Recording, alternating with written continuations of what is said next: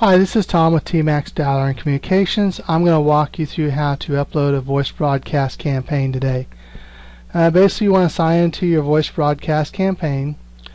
Go to create a voice broadcast campaign. Once you're in here, if you already have a file that's uploaded, you can hit load, which will load the same parameters you have already in the campaign. And all you have to do is relabel the name, or you can go ahead and input all the information in yourself. In this case, I'm going to go ahead and hit load so you can kind of see it's already filled in. Of course, if I hit load, I want to rename the campaign to whatever I want to name it. I can put a description into the campaign if I wanted to put a different description in. I enter in my caller ID name and my caller ID phone number that I want to show up on caller ID as the phone calls are being made. Next thing is to choose what times you want to call these phone numbers. And this one's set for 8 a.m. to 9 p.m. so I'll call back all day if it needs to take all day to call all these phone numbers. I can also set up to stop at a certain time or start at a certain time if you like. The max agents is how many agents are available to take the callback number whenever somebody answers the phone and pushes 1 to contact back to your office. This one I have set at 2. So if 2 people push 1 and they're on the phone at the same time, the system will stop making the phone calls until they get off the phone. Now this does not control how many people you've left a message on the answer machine or have left a message or a caller ID they call you back just for the message or the caller ID you left on the phone. I have no way of tracking that for you. This is only the people that actually push 1 to contact back to your office. The transfer back to number is what number you want to set up for the phone call to come back. When it does come back, it's going to appear as a caller ID from the person you called. So if you called me at TMAX Dialer, it's going to appear, the caller ID is going to say 785-422-0421. It's the number that the agent had to the phone number of the customer or consumer you have called is what's going to appear on the caller ID, not your caller ID. Second transfer back to number. If you don't have a second transfer back to number, go ahead and put the same number in there twice. The dial rate is how many phone calls it's going to make per hour. In this case, if you do 2,000 phone calls an hour, it's going to take 33 lines to make 2,000 phone calls per hour. Now, of course, this is all contingent on how long the people on the phone for the people that push 1. The use AMD stands for answer machine detection. If I check this box, it's going to see if it's an answer machine or not an answer machine. If I want to leave a message on an answer machine, I check the box. If I don't want to leave a message on an answer machine, I uncheck the box. The wait for silence is saying, I want to wait to start my message until that person is done talking, whether it's the answer machine or if it's a live person. Now, of course, on answer machines, depending on what message they have on the answer machine, it might start playing the recording before it's done talking. You can't control that. It's electronics. You can get as close as you can, but it still might only play part of your message on the answer machine because of the way they have their voicemail set up. The next one is transfer on other DTMS, which is dial tone malfunctions or multifunctions, excuse me. Basically, it says if I check this box, if they push any phone number on the dialer on their phone, 19#0 whatever, it's going to transfer the phone call back to your agent.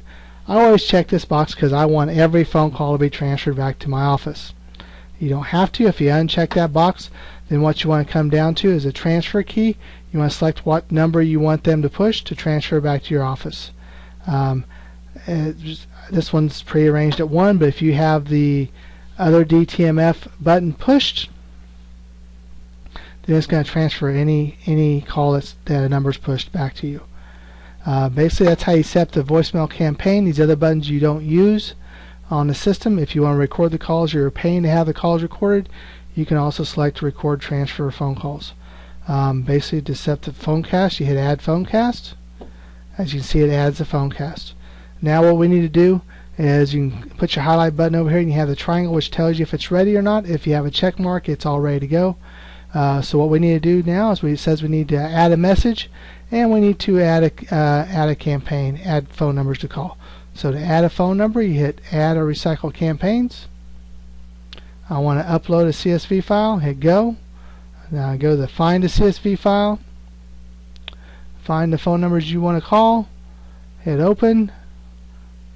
The phone numbers will appear in this box. Give it a second here.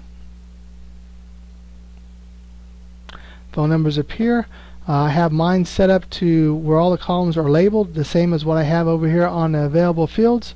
So I hit auto assign. It labels all the columns but the phone number. So now I need to drag the phone number over to the column and just put your arrow in the center of the column, drag and drop like solitaire. It labels that column. This is a security measure to know as a system to show that you know you're calling those phone numbers. Basically now let me pull this box up a little bit. Basically, randomize on input is always checked. If you don't want to randomize your phone numbers, you can uncheck that box. The next box says prevent duplicate phone numbers in file. I want to prevent calling the same number twice in this file, so I check that box, which usually that box you'll check most of the time.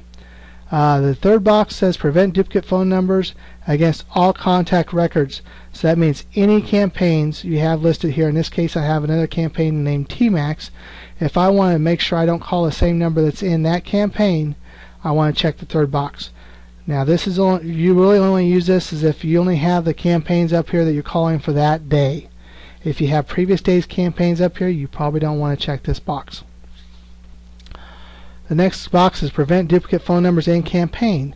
So if I upload another file to the same voice campaign, I want to check that box to make sure I'm not calling the same number with what's already uploaded. The scrub against do not call list is always checked. That way I don't call a number that I've already put in do not call. There is no do not call list in there. You have to import your own phone numbers or put your own phone numbers in there yourself. It's a blank slate until you start adding phone numbers on the dialer. It's individualized per account or a person that has a dialer.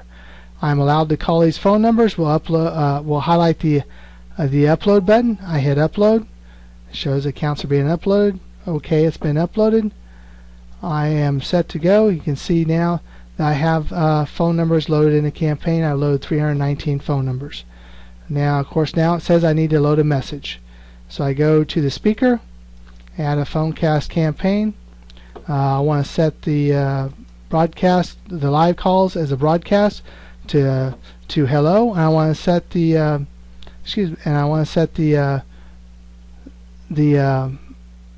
voicemail to press 1. Now you can also set, if you want that, you can also set the same message to both of them to the same campaign. Whichever one you decide, I can go ahead and hit copy sound file to the campaign, and now I do get the check mark saying everything's good to go. All I have to do now is hit play, and it'll start making my phone calls for me. If I ever want to stop the phone calls, I just go ahead and hit stop or pause. Now, if you need to create a phone number or a voicemail for your voice calling, what you want to do is sound file. You want to hit add sound file. Label the sound file the way you want to label it. Now, if you have a wave maker, you can just upload your information from your desktop on the wave file you've already made. It does need to be a wave file. If you don't have a wave file and you'd like to have one, you can download a free one at Audio City Beta. It's called Audio City Beta. If you want to record on the phone, just push record on the phone, enter in your phone number you want to call, and it'll call your phone number. So if I hit 785-422-0421, I go ahead and hit add sound file. It'll call my phone. Once I make the recording, it'll ask me to listen to my recording. If I don't like the recording, I can hit reinitiate call. If I do like the recording, I just go ahead and hit OK. It makes a sound file. Then, as you see at the bottom here, it adds it to the bottom. I can go ahead and set that as my sound file. In this case, I don't want to do that.